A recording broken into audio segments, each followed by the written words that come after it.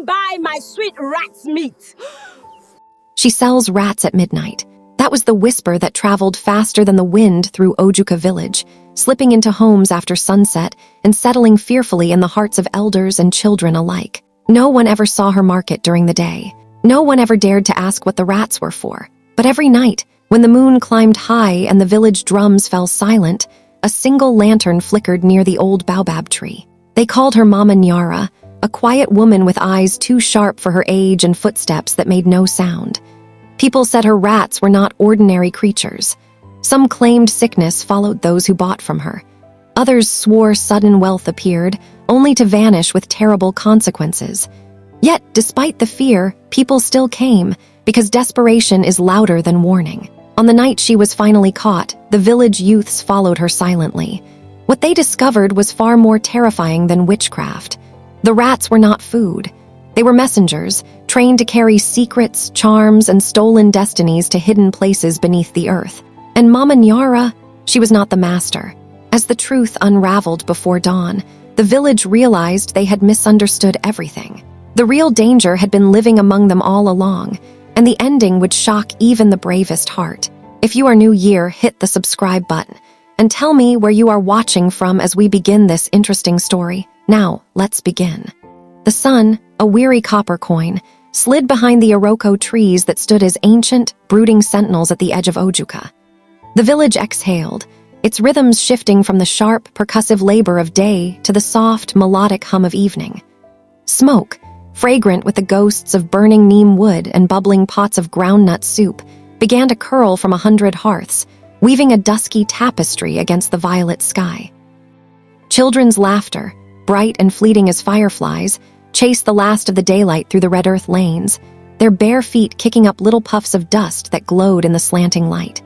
Under the village's oldest Iroko, its gnarled roots erupting from the earth like the bones of the earth itself, Elder Chukwu packed his ivory snuff box with deliberate care, ready to receive the evening's supplicants and gossip.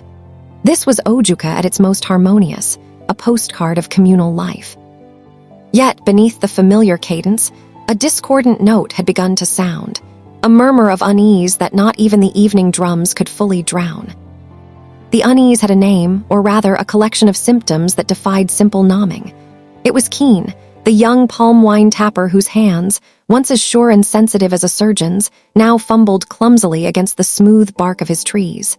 He'd returned from his grove the previous week, his eyes hollow with a terror he couldn't articulate. "The tree, it does not speak to my palms anymore," he'd whispered to his mother. "My hands are deaf."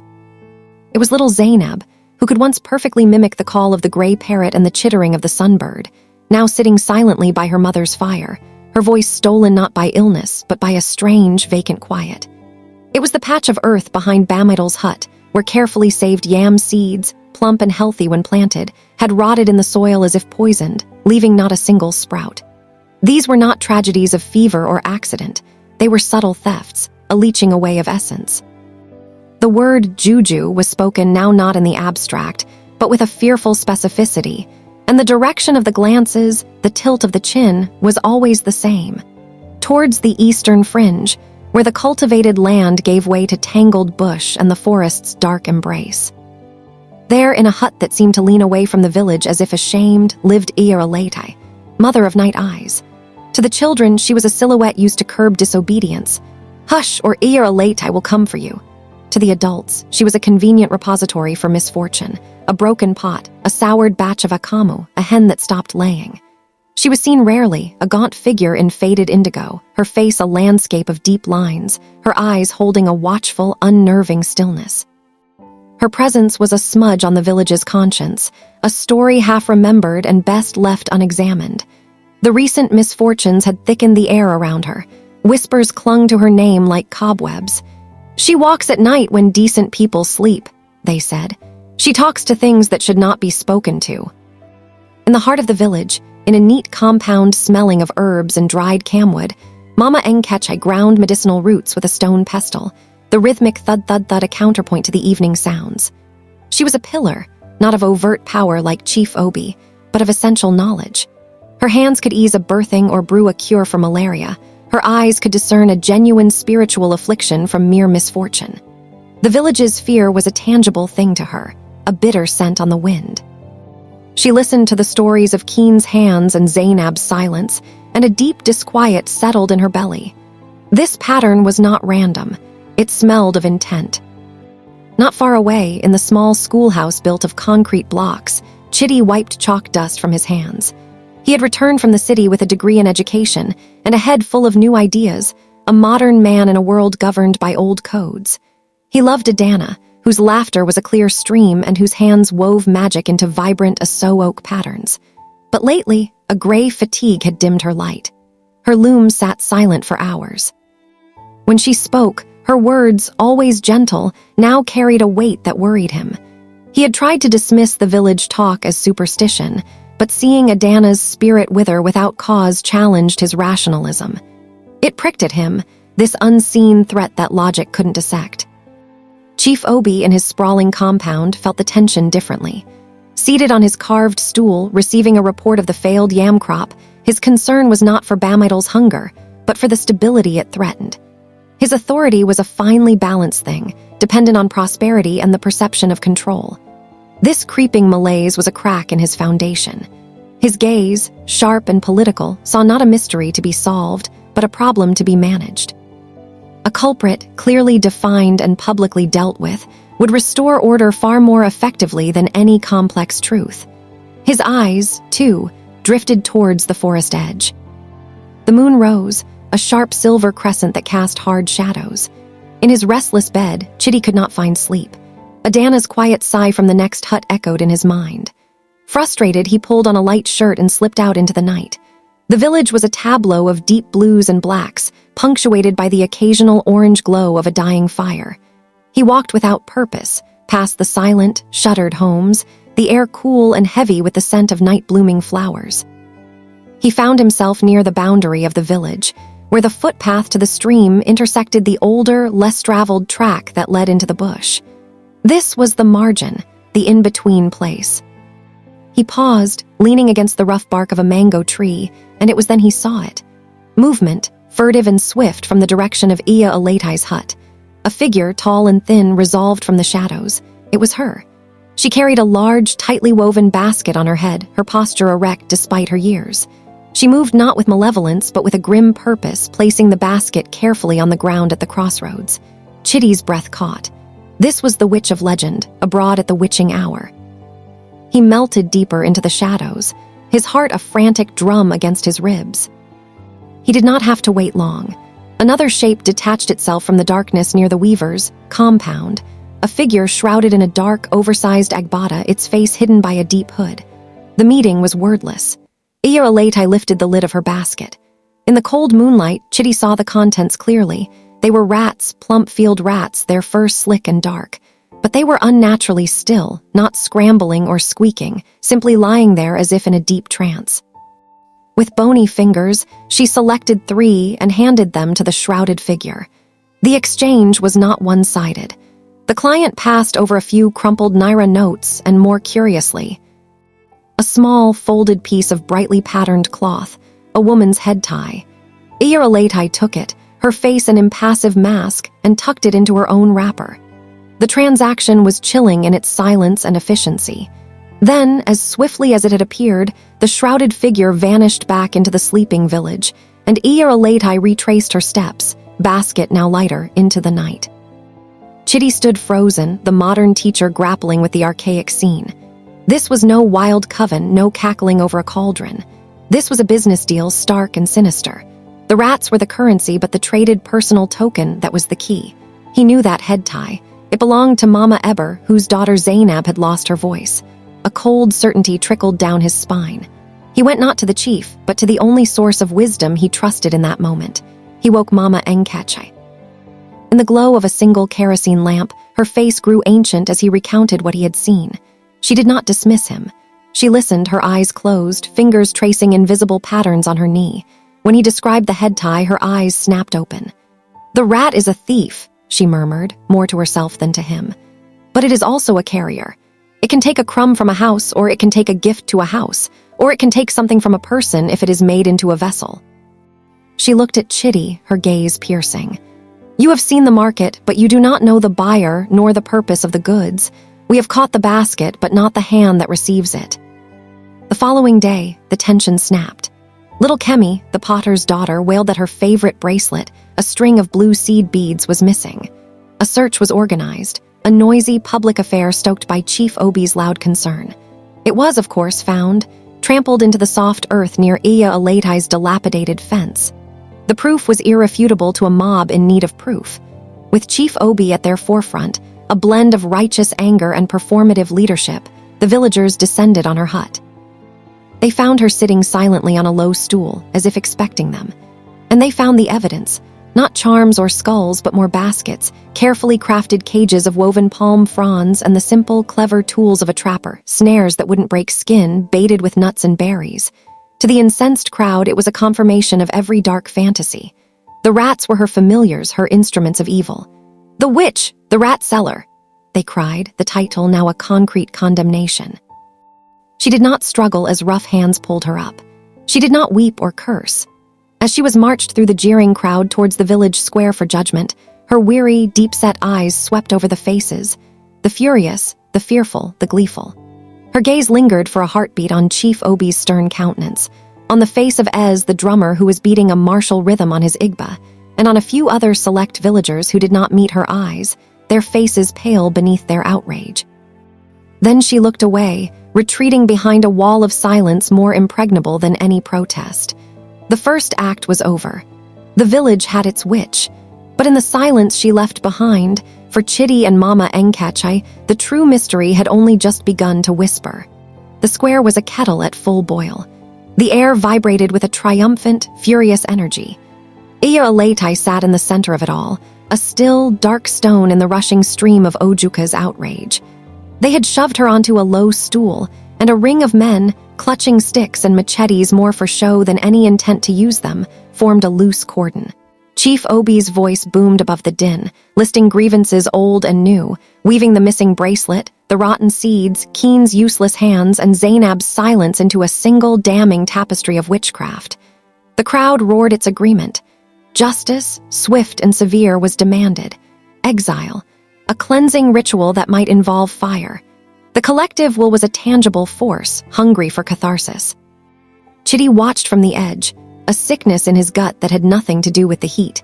He saw Adana in the crowd, her face not angry but etched with a profound confusion, her eyes fixed on the old woman's implacable profile. Nearby, Mama Enkachai stood with her arms crossed, her expression unreadable as a closed door. When the chief called for a break before deciding the formal punishment, a kind of festival atmosphere took hold. Palm wine gourds circulated. The story was already being polished into legend, how we caught the midnight rat seller, but the victory felt hollow, a meal of ash. As dusk approached again, Chidi found Mama Enkachai in her hut, sorting dried leaves with fierce concentration. "You do not celebrate Nne," he said quietly. She did not look up. "When you treat a fever, you must find the source of the heat. Driving the sick person into the bush does not cure the village. It only hides the disease." She finally met his eyes. "The rats, why rats of all creatures?" Chidi had wrestled with this. They are pests, associated with filth, with darkness. "They are also the smartest," Mama Enkachai countered. "They survive where others perish. They listen at walls. They carry things away, yes. But in some stories my grandmother told, very old stories, they can also be made to carry things to someone. A blessing, a curse, a connection." She selected a twist of bark. The item traded, the head tie, that was the connection, a piece of the person. The rat a vessel, but for what? And to where? Their quiet theorizing was interrupted by a soft rustle at the doorway. Adana stepped in, holding a calabash bowl of water and a small wrapped parcel of muamua. Her voice was barely a whisper. "They will not give her food. They say she eats only the breath of children." Her defiance was in her eyes, not her words. "I am taking this to her." Mama Enkachai considered, then gave a slow nod. "Go, but listen, child. Do not just look." Guarded by a drowsy, resentful youth named Tobe, the holding hut was a former storage shed behind Elder Chukwu's compound. Adana slipped inside. The space smelled of dust and old maize. Iya Aletai sat in the corner, her back straight against the wall. In the dim light, she seemed less a monstrous witch and more a piece of worn, discarded furniture. "I brought water, NNE," Adana whispered, her stutter momentarily absent in the simplicity of the task. The old woman's eyes opened. They were not the fiery pits of legend, but deep, liquid pools of an exhaustion so profound it seemed to suck the light from the room. For a long moment, she just looked at Adana, and in that look was a sadness so vast it threatened to drown them both. Then, with a grace that belied her rough handling, she took the calabash and drank. Her voice, when it came, was the sound of dry leaves scraping stone. "Thank you, daughter of grace." The use of her mother's name sent an unexpected chill down Adana's spine. The woman's bony hand shot out, not to grab, but to gently touch Adana's wrist. Her touch was cold. "The rat does not steal the corn for itself," she hissed, her breath a faint scent of herbs and forest loam. "It is sent to the granary. It obeys the one who owns the granary. Look to the keeper of the granary. The full one, the one whose stomach is never empty." Then she withdrew, retreating back into her shell of silence, the message delivered. Adana fled, the words burning in her mind. She repeated them to Chitty and Mama Enkechai under the cover of a moonless night. The parable was clear. Iya Aletai was the rat catcher, perhaps even the rat. But she was not the master. Someone was sending the rats. Someone owned the granary where the stolen things were stored. "The keeper of the granary," Mama Enkechai mused. "The one whose stomach is never empty." Her gaze turned inward, sifting through village hierarchies. The full stomach could mean wealth, power, insatiable greed. Their investigation became a silent shadow play against the village's boisterous celebration. They started with the victims. Chitty, as the concerned teacher, visited Keen. The young man sat listlessly, staring at his hands as if they belonged to a stranger. "It was after my father went to the chief for a loan to fix our roof," Keen mumbled, almost to himself. "The chief said he would consider it. A week later, my hands died." Mama Enkechai visited Bamidal's wife, bringing a poultice for a pretended ache. She listened to the woman's woes about the yam crop. "We had promised the chief a share of the harvest, as thanks for settling our land dispute with the Oak family," the woman wept. "Now we have nothing to give and nothing to eat." The pattern, once invisible, now blazed like a trail of gunpowder. Every afflicted person or their family had had a recent, necessary transaction with Chief Obi. Loans, disputes, requests for favor. And in each case, a small, personal item had gone missing around that time. A scarf, a button, a bracelet, a head tie. Meanwhile, Chitty's modern mind worked on the logistics. Where did the rats come from? He needed to see her trapping grounds. At first light, while the village slept off its righteous fervor, he and Mama Enkechai slipped into the bush near Iya Aletai's hut. They found no dark altar, no cauldron, no fetish objects. Instead, they found a trapper, workshop. Clever, spring-loaded traps made of bent saplings and vine cord, designed to catch without killing. Baits of choice nuts and fruits. It was the work of a practical expert, not a ritual sorcerer. And then, hidden under a canopy of thick utazi leaves, Mama Enkechai found a path. It was narrow, deliberately obscured, but well-used. It did not lead deeper into the wilderness as one would expect of a witch's lair. It turned, cunningly, and began to loop back towards the village. They followed it, hearts pounding. The path skirted the back of compounds, used natural gullies as tunnels, and emerged near the village's central clearing, right behind the large, well-maintained compound of Ez the drummer. Ez, the jovial, ubiquitous Ez, whose talking drum was the heartbeat of every festival, every meeting. Ez, who was also Chief Obi's cousin. The pieces clattered together, forming a monstrous picture. The buyer, the shrouded figure Chitty had seen, could it have been Ez? The go-between, the distributor? It made a terrible sense. Who would suspect the merrymaker, the man who provided the soundtrack to their lives? They needed proof. That night they took up a vigil in a borrowed hut with a view of Ez's compound. The moon was a sliver again, the same as the night of Chitty's first witness.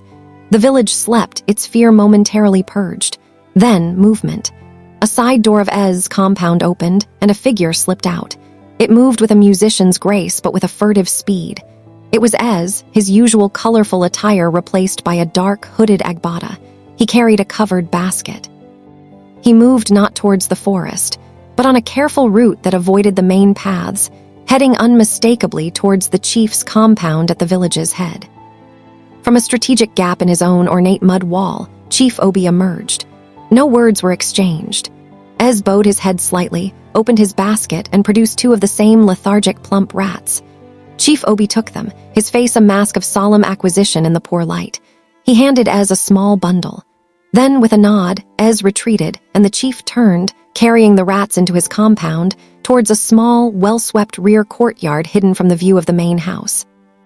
Chidi and Mama Enkechai, risking everything, crept closer. They found a vantage point through a crack in a neighboring fence. They saw Chief Obi place the 2 rats before a small, polished stone idol seated on a low raffia mat. The idol was not of any ancestor they recognized. It was sleek, cunning, with a long tail curled around its base and eyes inlaid with chips of shiny bottle glass.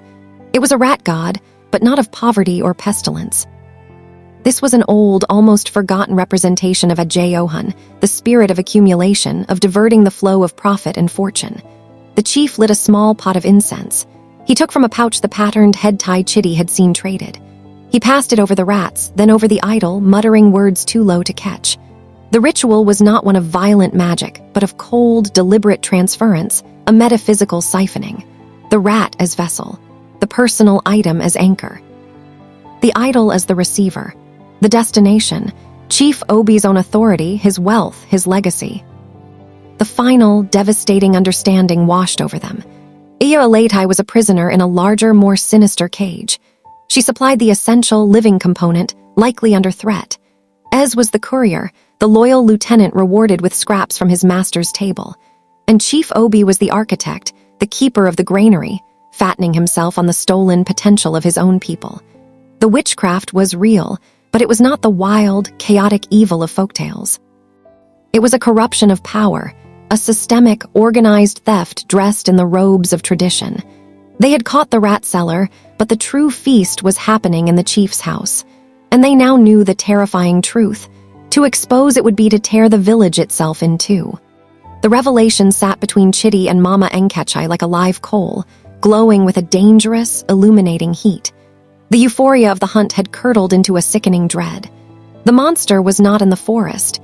It was enthroned in the village's heart. To speak their truth was to plunge a dagger into Ojuka's very fabric. They retreated to Mama Enkechai's hut, the weight of their knowledge a physical pressure in the dim, herb-scented air. "We must free the woman," Mama Enkechai said, her voice low and final. "She is a captive, not a culprit." "And then what?" Chidi's mind raced with pragmatic terror. "We go to the square and accuse Chief Obi and Ez. With what proof? They will say we are bewitched by the witch. They will turn the village against us. They might even make us disappear." Mama Enkechai was silent for a long time, grinding a piece of alligator pepper into fine dust. "We do not go with accusation first. We go with a question. We go with the afflicted. And we bring her with us not as a prisoner but as a witness." It was a plan of immense risk. It required not a confrontation of power, but an awakening of conscience. They moved under the cloak of the deepest night. Tobe, the guard, was easily bypassed with a story from Mama Enkechai about needing the old woman for a counter-ritual to purify the shed. Inside, Iyalatai looked at them, no surprise in her eyes, only a weary acceptance. "You saw the granary," she stated. "We did," Mama Enkechai replied. "We need your testimony. Will you give it?" A flicker of fear, sharp and primal, crossed the old woman's face. "My granddaughter in the city is safer if the one who threatens her is stripped of his power," Chidi said, the teacher in him choosing his words with care. "Silence protects him, not her." Iyalatai closed her eyes, nodded once. They spirited her away, not to freedom, but to a hidden corner of Mama Enkechai's compound. Then they began the quieter, more crucial work. Chidi went akin to Bamidal to Zainab's parents. He did not speak of witchcraft or chiefs. He spoke of patterns. He asked careful questions about their dealings with Chief Obi, about the items that went missing. He watched as suspicion, a far more potent seed than blind faith, began to sprout in their confused and angry hearts. Mama Enkechai visited the other elders, speaking in parables of trees poisoned at the root, of farms where only the owner's plot thrived. The village simmered in a strange limbo. The expected punishment for the witch had not been carried out. Chief Obi, unsettled by the delay, called for a gathering at noon to conclude the matter and cleanse the land. It was his stage, but Mama Enkechai intended to make it theirs. When the village assembled, the air was thick with anticipation and unease. Chief Obi sat on his high stool, Ez beside him with his drum, ready to provide the soundtrack to justice. But before the chief could speak, Mama Enkechai stepped forward, her posture not of supplication but of authority. "Before we cleanse, we must be sure we are cleaning the right stain," her voice carried over the crowd. "The sickness is still among us. Let us first ask the earth what it knows." Before Chief Obi could protest, she signaled. Chitty and Keen, whose hands had found a tentative strength in his new rage, emerged from the crowd. They carried not Iyaralatai, but the small, polished rat idol from Chief Obi's shrine, placing it in the center of the square. A collective gasp, like the wind through dry grass, swept through the people. Chief Obi shot to his feet, his face purpling. "Desecration, you bring evil here." "We bring what was hidden," Mama Enkechai fired back. Then she turned. "Iyaralatai, come and tell us who owns this thing you were forced to supply." The old woman walked out, head high, no longer dragged but walking with a brittle dignity. The crowd recoiled, then leaned in, mesmerized. She pointed a skeletal finger not at the idol but at Ez. "He came to me. He gave me your threats, Chief Obi. He gave me the tokens, the scarf, the button, the beads. He took the rats that had eaten the herbs of stillness. I trapped them. I sold them, but the ritual, the hunger, that was not mine." Ez's jovial mask shattered into sheer panic. "Lies. The witch lies to save her skin." But the logic was now a living thing in the square. The afflicted villagers stared at the idol, at Ez, at the chief. The connection was being made, visibly, painfully. Chief Obi blustered, invoking his authority, his ancestry, calling for the arrest of the troublemakers. The crowd hesitated, torn between old loyalty and dawning horror. Then Mama Enkechai spoke again, her voice dropping into a register of profound sorrow. "A tree does not poison its own roots. A man might. But who gives him the poison?" She turned slowly, her gaze sweeping past the chief, past Ez, and settling with terrible gravity on a figure standing at the front of the women, clutching a beaded rosary. "Who whispered that such power could be yours, Chief Obi? Who found the old, forbidden path and laid it at your feet, knowing your hunger? Who among us wears the face of piety, but nurses the heart of a viper?" Every eye followed her gaze. They landed on Iya Grace, Adana's mother. The woman's face, usually a picture of gentle devotion, went ashen. No, this is madness," she stammered. Mama Enkechai was relentless. "You, who envied Mama Eber's daughter for her voice.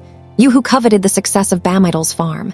You who could not bear that your friend's son Keen had a skill that drew more praise than your own daughter's quiet weaving. Your envy was the seed. You planted it in the chief's ear. You fed his greed with the promise of unstoppable power. You used your daughter's friendship with Iyaralatai's kin to learn her weakness, to force her compliance. You are the keeper of the poison, Iya Grace. The real witchcraft is here." She pointed at Iya Grace's heart. The shock was absolute, a physical wave that left the village breathless. Adana let out a small, wounded sound, as if she had been struck. She looked at her mother, and the veil tore away. She saw not the loving matriarch, but the hidden, hollowed-out creature of envy she had lived with all her life. The silence that followed was heavier than any drumbeat. Chief Obi, seeing his conspiracy unravel, seeing the true architect exposed, seemed to shrivel on his stool. His authority evaporated in the face of this deeper, more intimate evil.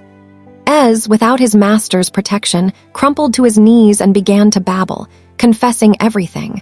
The deliveries, the rituals, the shared profits of stolen destinies. The reckoning was not violent, but it was absolute.